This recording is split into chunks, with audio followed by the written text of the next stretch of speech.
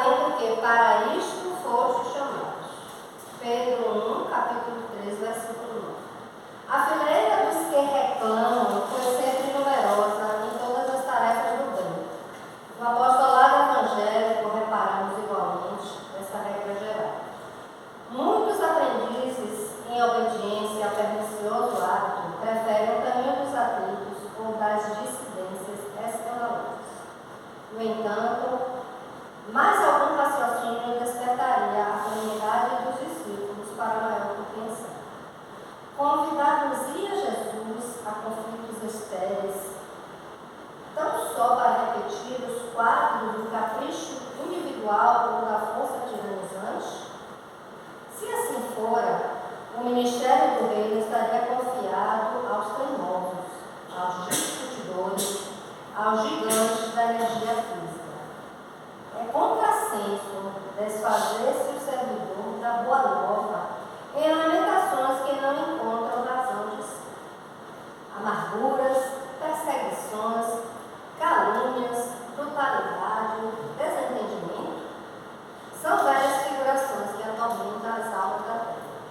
A fim de contribuir na extinção deles, é que o Senhor nos chamou às suas fileiras, não às alimentos, infestantes excessivamente. O cristão é um ponto vivo de resistência ao mal onde se encontra. Pensa nisto e busca entender a significação do verbo suportar. Não ouvides a obrigação de servir com Jesus. É para isso que fomos chamados.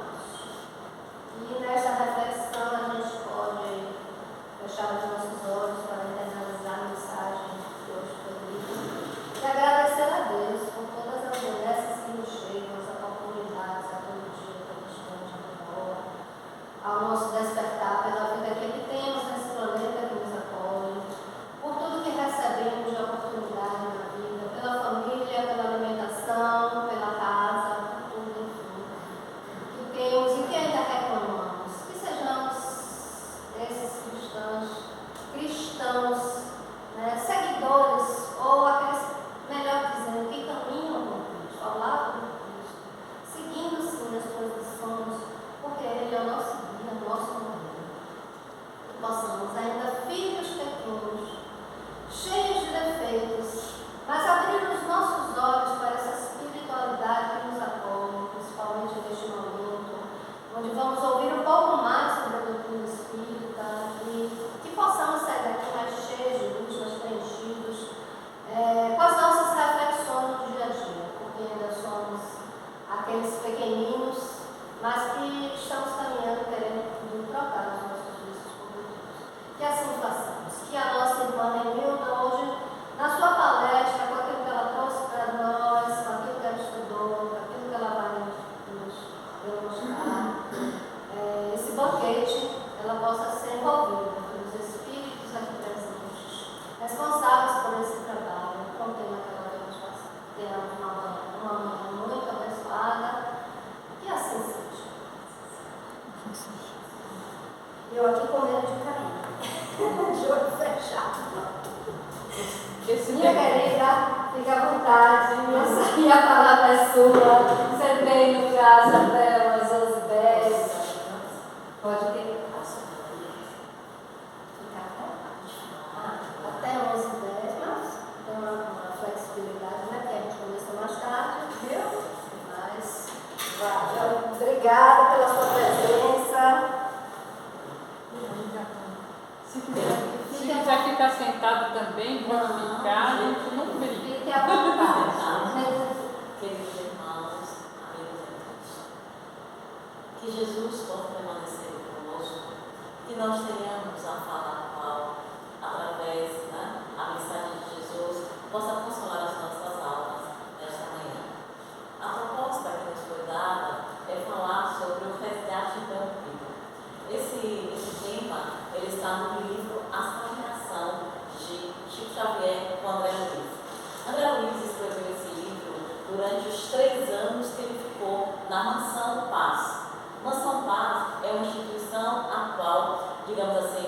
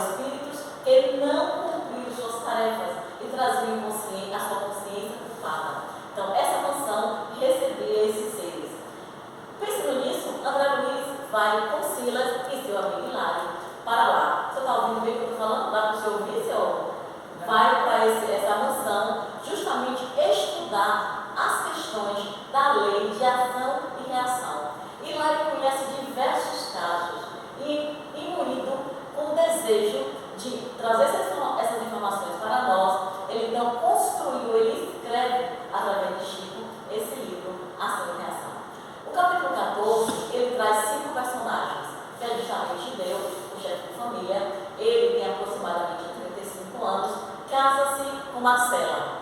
Marcela era uma jovem, uma esposa abnegada, uma mulher que reconhecia o seu dever. Entendendo o seu compromisso na condição de esposa, tudo fazia para que o seu lar fosse o mais harmônico e compreensível possível. Além de Marcela e Deu tem 3 filhos, Roberto, Márcia e Sônia. Então, esses são os personagens da nossa manhã, deste livro, deste capítulo. E Deu, ele muito cedo começa a entediar-se do casamento. E logo então vê-se envolvido por uma jovem leviana, conforme descreve o livro, chamada Mara. Mara busca de todas as formas que Ideu deixe a sua companheira, que chama-se Marcela. Olha os nomes: Marcela, Roberto, filho mais velho, Márcia e Sônia. Então ela quer fazer de tudo para que ele a abandone. Entretanto, inclusive mandava cartas sistematicamente para essa Marcela, insinuando, dizendo coisas. Marcela, como uma esposa compreensiva, ela sempre queimava essas cartas, não deixando que o seu companheiro soubesse que ela estava escrevendo essas cartas. E assim, neste vai e vem, ele se sente de tal forma envolvido que Marcela sempre estava orando, pedindo a Jesus para que ele lhe orientasse, que lhe dissesse a forma a qual ela poderia resolver a questão. Alta da madrugada, chega o nosso Ideu, alcoolizado, todo fora de si, senta-se e quando Marcela vê aquela situação, que vai pedir para ele algumas coisas para as necessidades, atender as necessidades dos filhos, ele começa logo a reclamar. Mas não é possível. Lá vem você reclamando. Você só faz reclamar. Se quer dinheiro, vá trabalhar. Assim diz ele. Se quer dinheiro, então vá fazer alguma coisa. Você desperdiça tudo. Eu fico de lá para cá, de armazém em armazém, e você não faz nada. Assim afirma Ideu. Ela entendia que aquela fala era absolutamente contrária, porque ela sabia que não era a mulher que desperdiçava as coisas. Era a situação em que os filhos, de fato, estavam precisando. E quando começa aquela gritaria, ele reclamar com ela, ele brigando, aquela briga que nós entendemos na vida real, uma briga de casal, de fato, acorda-se o pequeno Roberto. Roberto acorda e vai correndo para defender a mãe. Imaginem vocês. E quando ele vê o Roberto abraçado com a mãe e querendo de alguma forma defender dos gritos, da agressão verbal do seu pai, ele começa a gritar, o Ideu, que é marido. Começa a gritar, saia daí, e suscita nele todo um ódio, toda uma raiva daquele pequeno ser. Mas por que será? Porque o pai tem tamanha raiva, tamanha aversão de um filho. Como isso? Como é que nós podemos explicar isso? E aí nós adentramos, abrimos parênteses na história do livro, para nós falarmos do aspecto da reencarnação. Está lá no livro dos Espíritos, questão 132, quando eles nos falam da necessidade de reencarnar. Roberto e Ideu foram em um outro momento espíritos, talvez não eram inimigos, mas apenas para vocês entenderem agora neste momento, Roberto foi assassinado por Ideu. Então existia essa aversão um pelo outro, né? Porque Roberto sabia, na condição de filho, no passado, ele tinha essa consciência. E Ideu sabia que de alguma forma Roberto tinha ali, não tirado, mas Ideu trazia essa aversão, porque na ideia dele equivocada, Roberto havia lhe subtraído alguma coisa. Nós vamos compreender um pouco mais isso na frente. Então percebam como é necessário o processo reencarnatório, porque ele estabelece essa reconciliação, nos possibilita entender determinadas situações e principalmente a nossa evolução espiritual. Tanto é que no livro ele vai dizer assim: Deus impõe com a finalidade para que nós possamos, através da reencarnação, atingir a perfeição. Porque todos nós estamos aqui reencarnados, né, para burlar as imperfeições que ainda existem em nós,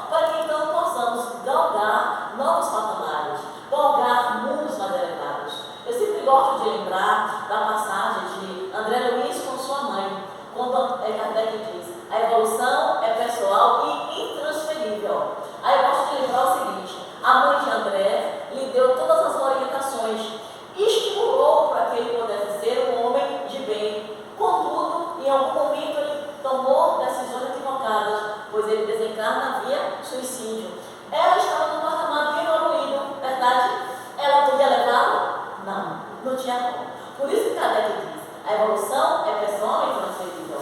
Nós não temos como transferir a nossa evolução para os filhos ou para quem quer que seja. A gente vai orientar, a gente vai estimular e encaminhar aquela criatura para novos patamares, para entender a necessidade de trabalhar no aqui e agora pela sua evolução. Entretanto, transferir não podemos. E o livro dos Espíritos dizem também, mas para chegar a essa perfeição, precisa passar por todas as vicissitudes da existência corporal. Precisamos passar pelos desafios que cada um de nós enfrentamos no cotidiano. É o marido difícil, é o filho rebelde, é o pai, é a mãe, é a tia, enfim, todas as pessoas que surgirem em nossas vidas, elas estão próximas de nós, não por acaso, e sim para trazermos, para nos trazer alguma lição ou algumas lições. Então, quando nós encontrarmos pessoas que nos pareçam desafiadoras, o ideal é que busquemos, de alguma forma, fazer o melhor, aproveitar da melhor maneira possível a companhia daquele ser. Se nos parece insuportável, intolerável a convivência com aquela criatura, oremos por ela. Oremos por ela, que não vamos alimentar o sentimento de ódio por aquele ser. Porque assim alimentando, infelizmente, nós precisaremos retomar em um outro momento, para que então esse reajuste possa acontecer. Então vocês percebam que Ideu, ele tinha aversão ao filho, o seu filho mais velho. Quem era? Qual é o nome?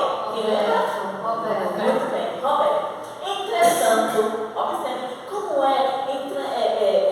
simples e como é também assim fantástico esse estudo, essa obra que Kardec nos deixa, e em sequência nós temos Chico Xavier, que nos explica, gente, que deixa claro para nós a justificativa dos dissabores da vida. Ele não consegue entender o filho, ele não consegue acolher o filho, mas as duas filhas, bastavam elas choramingar, que ele já estava lá no berço, para então dizer para elas, aconchegar, acarinhar, para que elas parassem de chorar. E assim ele chega perto das meninas e diz para elas exatamente assim: minhas filhas, minhas pobres filhas, que será de vocês no futuro? É por vocês que ainda me encontro aqui, tolerando a cruz desta casa. Notem a fala deste homem, porque na verdade ele queria separar-se de Marcela, mas não sabia o que fazer para se separar dela. Mas pelo amor que ele dedicava às duas meninas, a Sônia e a Márcia, ele ficava preocupado: como vou deixá-la? E como ficam as minhas filhas? Aqui eu tenho um verdadeiro afeto, aqui eu tenho um verdadeiro amor. Quem foi Márcia e Sônia ontem para Ideu hoje? Quem foram essas meninas? E nós veremos mais na frente. Então ele tinha essa preocupação, ele tinha esse desejo. E observem, Marcela, assistindo toda aquela situação, toda aquela problemática, ela sempre orava. Era uma mulher dedicada a Deus. Era uma mulher que trazia Jesus para o seu ambiente doméstico. É por esse motivo que eu tenho certeza que todos os colegas que por aqui passam sempre vão estar nos suscitando, nos chamando para que implantemos o Evangelho em nossas casas, para realizar esse instrumento sagrado, onde nós trazemos Jesus, os amigos espirituais, para fazer a serviço em nosso ambiente doméstico, para nos dar luzes, nos intuir para solucionar problemas. E ela então ora, e ela, ao orar, ela traz para a sua casa Silas, que é o orientador, André Luiz e Hilário. Vem os três neste momento para junto dela, para ver o que eles poderiam fazer, estudar a situação e trazer solução para a problemática. Lembremos, amigos, que todas as nossas preces são ouvidas. Todas as orações que nós levamos ao Pai, elas são escutadas. Lá no livro Nosso Lar, ele conta que existe uma central, a central das orações. Todas elas são escutadas e são destinadas às pessoas às quais nós estamos pedindo. Por exemplo, digamos que nós fizemos uma prece a Bezerra de Menezes. Então, se você direcionou essa prece a Bezerra de Menezes, essa prece é anotada e é levada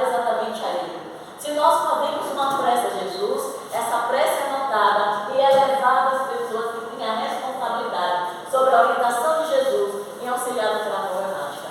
Então, todas as nossas preces são ouvidas. Alguém poderia dizer assim, mas eu pedi a Jesus pelo meu filho, para que ele saia das drogas e ele ainda não saiu. Aí tem dois fatores. Primeiro, o livre-arbítrio do ser. Será que ele quer sair das drogas? Então, se ele quer, ok, ele será auxiliado, porque ele vai buscar todos os recursos que lhe é possível para que aquilo aconteça. Então, ele desejou, a nossa vontade é poderosa. Ele quer, a mãe também quer. Então, a oração e a força de vontade dele irão potenciar esse campo energético e ele vai se libertar das drogas. Agora, se a mãe quer e ele não está nem aí, nem vai chegando, a coisa, infelizmente, retardará em acontecer. Pode acontecer, mas vai demorar um pouco mais. Vai exigir esforço e boa vontade dos dois. Recentemente uma mãe ligou para mim e disse, Renilda, o meu filho, ela quer que ele saia desse processo, mas eu a indiquei para um terapeuta. E a primeira pergunta que o terapeuta fez foi, fulana, ele quer? Precisamos partir deste princípio. Se ele quiser, beleza. Se não quer, a gente vai esperar o tempo dele, porque o pai, ele respeita o nosso livre-arbítrio. Então, nós não podemos infringir o livre-arbítrio do outro. Nesse particular, quando ela faz a oração, que eles adentram o espaço, ele então começa a observar, apesar do esforço, o chefe de família, ele mostrava cada dia mais indiferente a todo o processo. Então, ele estava enfadado e irritado. Não concedia à esposa nem mesmo a gentileza de uma leve saudação. E isso nos chamou muita atenção. Observe o quanto ele estava envolvido magneticamente por Mara. Nos momentos de discussões, nos momentos das brigas, só quem vinha à mente dele era Mara. E começava a desprezar a Marcela. Então, existia uma manipulação energética de Mara para com Ideu, porque eles estavam sintonizados. Então, ela conseguia manipulá-lo. E sempre ele desmerecia a sua esposa, apesar de abnegada. E observe que o livro deixa claro, não consentia a esposa, nem mesmo a gentileza da saudação.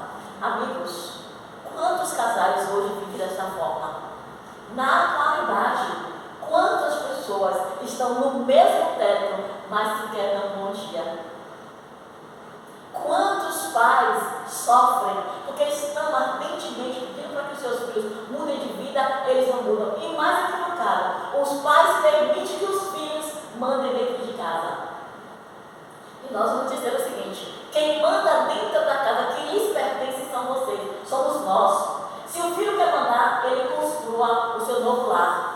Ele vai formar o seu novo ambiente doméstico. Mas aqui as regras são minhas. E a gente precisa deixar isso claro. Minha casa, minhas regras. E não permitir que filho, quem quer que seja, queira mandar no seu ambiente. E se está lá dentro, passou bom dia, boa tarde, boa noite. Isso é importante. O casal precisa, quando percebe esse distanciamento, ele necessita se reencontrar. Para falar no mesmo texto, como falam os nossos amigos espirituais. Quando chega no estágio desse, é algo grave. E, fala a literatura, é preciso buscar ajuda. Então, ele se comportando desta forma, ele queria de alguma forma desobrigar-se, sair daquele compromisso assumido. No entanto, o que fazer para se libertar da presença de Marcela? O que fazer então para desfazer aquele casamento? Então ele dizia assim, no entanto, como atender o problema do amor às pequeninas? Sinceramente, pensava assim, não amava Roberto. E isso nós sabemos por quê. Em outro momento, ele tirou a vida de Roberto. O filho cujo olhar o acusava sem palavras, lançando-lhe em rosto o censurável procedimento. Aquela postura de estar agredindo, de estar bebendo, entrando em casa daquela forma. Mas adorava sua Márcia com desvelada ternura. Como ausentar-se delas no desquite provável? Como deixar aquelas duas meninas a quem ele tinha verdadeira afeição? Ele não sabia como fazer. Então, amigos,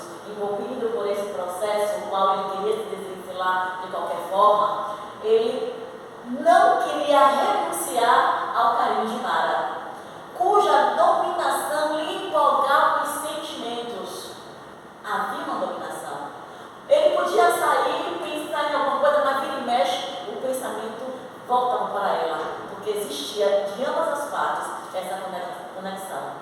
Fosse onde fosse, resistava ali a influência sutil. Está no livro isso. Aí nós lembramos o livro dos Espíritos.